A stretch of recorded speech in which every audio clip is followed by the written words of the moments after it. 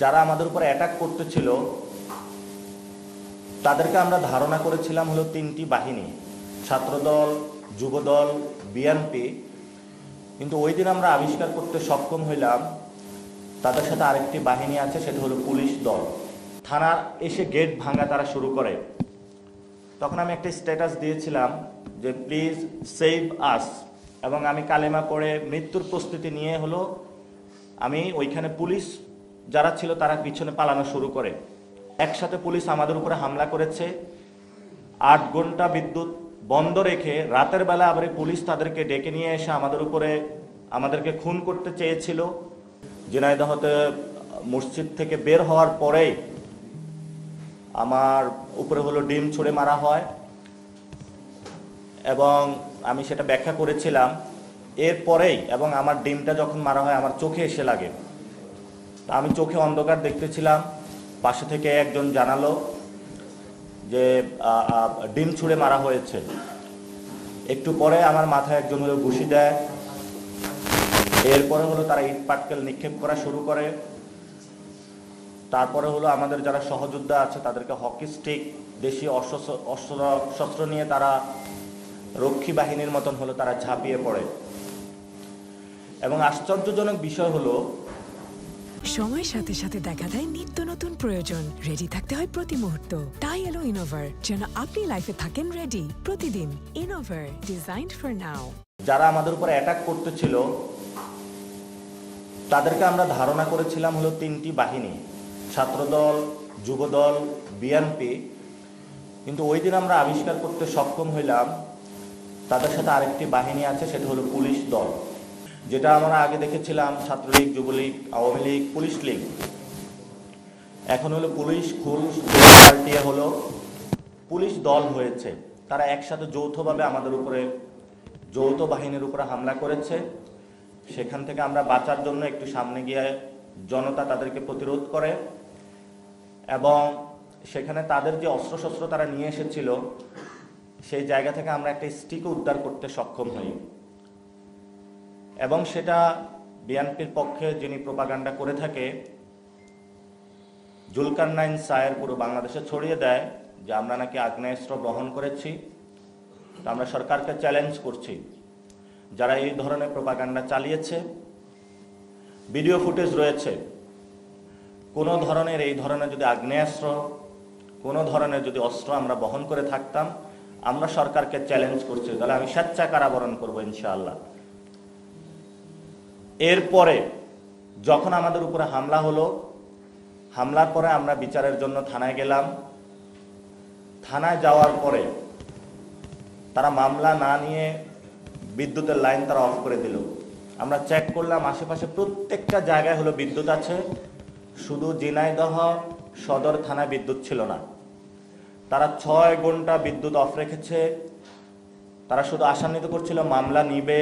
একটু পরে OC, ASP হলো থানা থেকে হলো সটকে পড়ে। এরপরে হলো তারা যখন সন্ধ্যার পরে রাতের অন্ধকার হয় আমাদেরকে এসে থ্রেট করা শুরু করে যে বাহির থেকে লোক নিয়ে এসে আমাদেরকে মারা হবে। বিভিন্ন এমপি মন্ত্রী দিয়ে আমাদেরকে ফোন দেওয়ানো শুরু করে।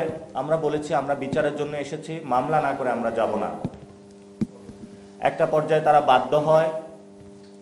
আমরা ইজহারপত্র সেটা তারা অভিযোগপত্র নেয়। আমাদের উপর যারা হামলা করেছে সুনির্দিষ্টভাবে ভিডিও ফুটেজ দেখে তাদেরকে আমরা সেখানে হলো তাদেরকে মামলা দিয়েছি। এবং সেখানে আমরা ঝিনাইদহ যিনি জেলা প্রশাসক রয়েছেন আব্দুল মজিদের নামটাও ছিল। পুলিশ যখন বলেছে যে তার নাম বাদ দিতে হবে, যেহেতু উনি প্রত্যক্ষ ছিলেন না, পরোক্ষভাবে ছিলেন, আমরা নাম বাদ দেই। তারপরে তারা মামলা নেয়। মামলা নেওয়ার পরে ঠিক যখন আমরা থানা থেকে বের হব, প্রায় 1003 অস্ত্র শস্ত্র নিয়ে, লাঠি সোটা নিয়ে থানা এসে গেট ভাঙা তারা শুরু করে। তখন আমি একটা স্ট্যাটাস দিয়েছিলাম যে প্লিজ সেভ আস, এবং আমি কালেমা পড়ে মৃত্যুর প্রস্তুতি নিয়ে হলো আমি ওইখানে পুলিশ যারা ছিল তারা পিছনে পালানো শুরু করে। জানের জায়গাটা ছেড়ে দিয়ে আমি ওইখানে বসে থাকি যে ঠিক আছে আজকে আমার জান চলে যাবে। পরবর্তীতে তারা যখন এসে দেখলো যে আব্দুল মজিদের নামটা বাদ দেওয়া হয়েছে এবং পুলিশ তাদেরকে বলল, তোমরাও একটা মামলা দাও, এই মামলায় কিছু হবে না, তোমাদের মামলাটা অ্যাক্টিভ করা হবে। তখন পুলিশ তাদের সাথে একটা নেগোসিয়েশন করে। তো আমাদের যেটা দেখে মনে হয়েছে, একসাথে পুলিশ আমাদের উপরে হামলা করেছে, 8 ঘন্টা বিদ্যুৎ বন্ধ রেখে রাতের বেলা আবার পুলিশ তাদেরকে ডেকে নিয়ে এসে আমাদেরকে খুন করতে চেয়েছিল। তা আমার ওই সময় হলো বাহিরের যে চিত্রটা দেখেছি, মুক্তিযুদ্ধের পরে আমরা রক্ষী বাহিনীর কথা নাম শুনেছিলাম, তাদের বর্বচরিত ইতিহাসের কথা আমরা পড়েছি বইয়ে, কিন্তু যদি সচক্ষে দেখার সুযোগ, সেটা হলো আমরা গোপালগঞ্জে দেখে এসেছিলাম আর ঝিনাইদহতে দেখে এসেছিলাম। হামলা, অস্ত্রশস্ত্র একই কায়দা, শুধু এটা দলের মধ্যে পার্থক্য।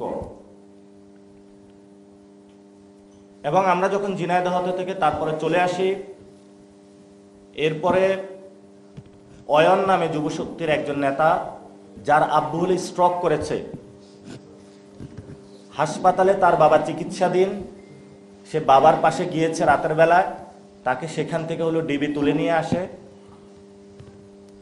আশিক নামে একটা ছেলে, তাকে হলো ডিবি তুলে নিয়ে এসে রিমান্ডে নিয়ে যায়।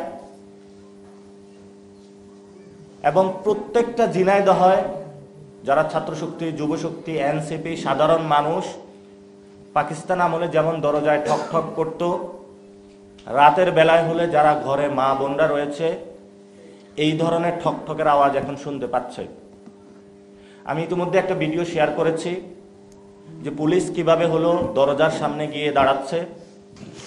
সরকার হলো জঙ্গল সলিমপুর থেকে যৌথ বাহিনী দিয়ে মুক্ত করার প্রচেষ্টা চালাচ্ছে, কিন্তু ছাত্রদল, যুবদল, বিএনপি এবং পুলিশ মিলে তারা নব্য একটি আইনের শাসনকে ব্যত্যয় করে জঙ্গলি শাসন কায়েম করেছে তারা ঝিনাইদহে।